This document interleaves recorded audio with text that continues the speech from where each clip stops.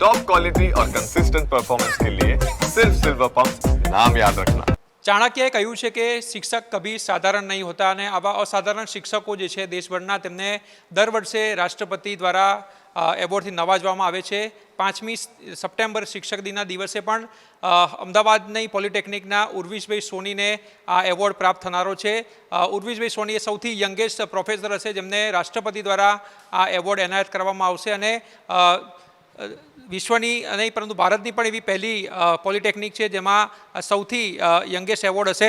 ઉર્વિશભાઈ શું કહેશો, કેવું અનુભૂતિ અને સૌપ્રથમ તો કોંગ્રેચ્યુલેશન.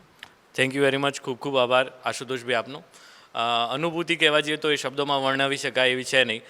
મારા કરતાં પણ મારા સ્ટુડન્ટના ઉત્સાહ તમે જોઈ શકો છો કે એ લોકો એટલા ઉમળકામાં છે કે એમના શિક્ષકને આ ટાઈપનો જે સન્માન છે એ મળી રહ્યું છે.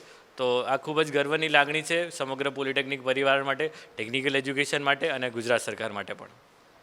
શું શું ક્રાઇટેરિયા હોય છે, કઈ રીતે એવોર્ડ જે છે તે આપવામાં આવતા હોય છે, શું શું જોવામાં આવતું હોય છે અને તમે એવા કયા કાર્યો કર્યા જેની નોંધ છે ઉચ્ચ સ્તરે લેવામાં આવે? વિદ્યાર્થીઓને અનુલક્ષીને કરવામાં આવતી પ્રવૃત્તિઓ દરેક શિક્ષક પોતાની રીતે બેસ્ટ પરફોર્મન્સ આપતો હોય છે. પણ ક્યાંક ને ક્યાંક જો આપણે અમારી વાત કરવામાં આવે તો અમે પ્રોજેક્ટ ઇનોવેશન લેબ કરીને એક પ્લેટફોર્મ બનાવ્યું છે. આ જે પ્લેટફોર્મ બન્યું છે એ પ્રોબ્લેમ ટુ પ્રોડક્ટ ડેવલપ કરવા માટે વિદ્યાર્થીઓને મદદ કરે છે. એટલે સમાજમાં કે કોઈ પણ ઇન્ડસ્ટ્રીમાં કે કોઈ પણ જગ્યાએ પડતા પ્રોબ્લેમ એ મુશ્કેલીઓ તમે અહીંયા લાવી શકો છો અને એના પર ઇનોવેશન કઈ રીતે કરવું, એ ઇનોવેશનમાંથી પ્રોડક્ટ કઈ રીતે બનાવવી, આ પ્રોડક્ટને માર્કેટમાં કઈ રીતે મોકલવી, આ બધું જ પ્રકારનું માર્ગદર્શન એ આ પ્રોજેક્ટ ઇનોવેશન લેબમાં આપવાનો અમારો પ્રયાસ છે. ઉપરાંત આ પ્રોજેક્ટ ઇનોવેશન લેબની અંદર ડિગ્રી એન્જિનિયરિંગના સ્ટુડન્ટ ઇન્ટર્નશીપ કરવા માટે આવે છે. તો એ પણ એક યુનિક છે કે કોઈ પણ દેશની અંદર એવું નહીં હોય કે ડિપ્લોમા ઇન્સ્ટિટ્યૂટની અંદર આ રીતનું એક ઇકોસિસ્ટમ બને કે જ્યાં ડિગ્રી એન્જિનિયરિંગવાળા સ્ટુડન્ટ અહીંયા આવે છે. નહીં કે ગુજરાતમાંથી વીઆઈટી વેલ્લોરના બી સ્ટુડન્ટ અહીંયા ઇમેજ પ્રોસેસિંગના પ્રોજેક્ટ્સ જે છે એની પર ઇન્ટર્નશીપ કરવા માટે આવે છે. તો પોલિટેકનિક માટે તો ગર્વની વાત છે જ, પણ સમગ્ર ગુજરાત માટે ગર્વની વાત છે કે આપણી સંસ્થાઓ એવી છે કે જ્યાં બહારના રાજ્યોમાંથી અહીંયા ઇન્ટર્નશીપ કરવા માટે વિદ્યાર્થીઓ પ્રવેશ મેળવે છે. 9 વર્ષ થયા તમને એઝ એ પ્રોફેસર.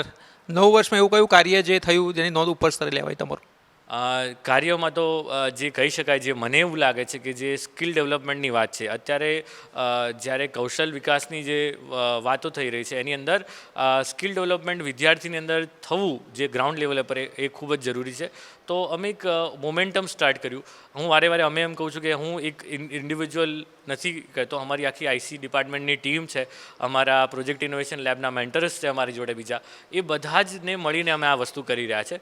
તો અમે જે છે વન સ્ટુડન્ટ વન સ્કિલનું એક મુહિમ, એક કેમ્પેઇન સ્ટાર્ટ કર્યું કે જેની અંદર વિદ્યાર્થીઓને મનગમતી એક મિનિમમ સ્કિલમાં એ પારંગત થવો જોઈએ. પછી એ 3D પ્રિન્ટિંગની હોય, 3D ડિઝાઇનિંગની હોય, 3D મોડેલિંગની હોય કે પછી એનિમેશનની હોય, જે એને એવું લાગે કે ભાઈ મારે આગળ વધવું છે, એ પોતાની અંદર એક સ્કિલ ડેવલપ કરીને કરે અને અમારી પાસે પ્રોજેક્ટ એના અનુલક્ષીને કરે.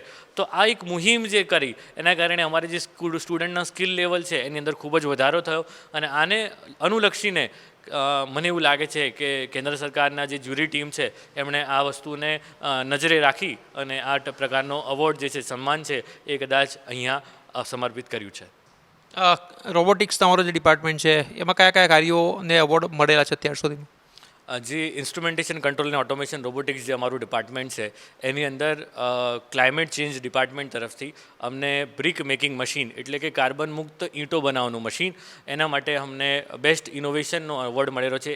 સાથે 1 લાખ રૂપિયાનું રોકડ ઇનામ અને સર્ટિફિકેટ આપેલું છે, જે દર્શાવે છે કે જે ઈંટો બનાવવાનું જે કાર્ય છે અત્યારે એ કાર્બનથી થઈ રહ્યું છે. એટલે કોઈપણ કોલસા છે કે કોઈપણ બળતણ બાળી ગરમ કરી તાપમાને અને ઈંટોને ક્યોર કરવામાં આવે છે. જ્યારે અમારું જે મશીન છે એ દબાણ દ્વારા કરે છે, જેની પેટન્ટ બી અમારી પાસે છે. તો આ દબાણ દ્વારા કરતું મશીન કોઈપણ ટાઈપનું પોલ્યુશન કરતું નથી અને આ પોલ્યુશન ન થવાને કારણે તમને એનાથી બી મજબૂત ઈંટો આ મશીન દ્વારા મળે છે, જેને અનુલક્ષીને જેને નોંધ લઈ ક્લાઇમેટ ચેન્જ ડિપાર્ટમેન્ટે અમને આ એવોર્ડ આપ્યો છે. ઉપરાંત GTU પેડાગોજિકલ એવોર્ડ જે G2 સંકુલ એવોર્ડનો એક ભાગ છે એમાં બી અમને બેસ્ટ એક્ટિવિટી માટે પેડાગોજિકલ એક્ટિવિટી માટે અવોર્ડ્સ મળેલા છે. ઉપરાંત પ્રોજેક્ટ ઇનોવેશન લેબના ઘણા બધા એવા પ્રોજેક્ટ છે કે જે સમાજને ડાયરેક્ટ ઉપયોગી થઈ શકે તેવું અમે DSIR CSIR જે સરકારની અલગ અલગ કંપનીઓ છે, જે સરકારની અંગ્રેજ સંસ્થાઓ છે, ઉપરાંત IIPH જે institute of Indian institute of public health એમની જોડે રહી અને એમને સહભાગી થઈ એમના જે પ્રોબ્લેમ છે એને અનુલક્ષીને અમે ટેકનિકલ ઇનોવેશન કર્યું હોય એવા ઘણા બધા પ્રોજેક્ટ્સ છે. જેમાં માલન્યુટ્રિશન ડિટેક્શનનો પ્રોજેક્ટ છે, જેની અંદર જે પર્ટિક્યુલર સમાજની અંદર જ્યાં જે તંત્રએ ત્યાં સર્વે કરવો હોય તે સર્વે કરવા માટે કે ભાઈ આ જગ્યાએ અહીંયાના માણસોની અંદર ઝિંકનું, આયોડિનનું, લોખંડનું એટલે Fe એટલે કે તમે કહી શકો હિમોગ્લોબિનનું લેવલ ઓછું છે એ માપવાનું અમે મશીન બનાવ્યું છે. એક જ બ્લડ ડ્રોપથી તમને 4-5 પેરામીટર માપી શકે એવું અમે Indian institute of public health ગાંધીનગરના ભાગીદારીમાં બનાવ્યું છે. તો આ બધા ઇનોવેશન્સ જે અમે કરી રહ્યા છે જે તંત્રને સીધા ઉપયોગી છે, સમાજને સીધા ફળદાયી છે અને આ ઇનોવેશનને થી અમારા જે વિદ્યાર્થીઓ છે જેની અંદર પ્રોજેક્ટ ડેવલપમેન્ટ, પ્રોજેક્ટ કઈ રીતે કરી શકાય, કયા કયા સેન્સર્સ ઇક્વિપમેન્ટ વાપરી શકાય, કઈ રીતે એક્ઝિક્યુટ કરાય, આ બધું જ જ્ઞાન એમને મળે છે. પ્લસ જે સામે છે સંસ્થાઓ છે એમને આ પ્રોબ્લેમનું સોલ્યુશન મળે છે. તો એક વિન વિન સિચ્યુએશન બંને બાજુ થાય એવો અમારો પ્રયાસ આ પ્રોજેક્ટ ઇનોવેશન લેબ તરફથી છે અને જેના કારણે આ બધું જ નોંધ લઈ ક્યાંક ને ક્યાંક અમને એવું લાગે છે કે આ અવોર્ડ જે છે એ સરકારી પોલિટેકનિક આંબાવાડી ઇન્સ્ટ્રુમેન્ટેશન કંટ્રોલ ડિપાર્ટમેન્ટના ઉર્વિસ્વાની આખું ડિપાર્ટમેન્ટનો અવોર્ડ છે એ તેમને આપેલો છે. હવે શું, કારણ કે આ તો શરૂઆત છે. હા, well begun is half done. So actually આ શરૂઆત છે, સાચી વાત છે. હજી બી આ અવોર્ડથી જે રેકગ્નિશન અમને મળશે, જે અમારો પ્રચાર પ્રસાર થશે, તો બીજી બધી સંસ્થાઓ બી અમારી સાથે જોડાશે અને આ જોડાણના કારણે, આ વસ્તુના કારણે અમે વધારે સારા પ્રોજેક્ટ્સ, વધારે સારા સમાજ ઉપયોગી જે કાર્યો છે અમે આનાથી અમારા વિદ્યાર્થીઓ થકી અમે કરાવવા ઈચ્છીએ છીએ.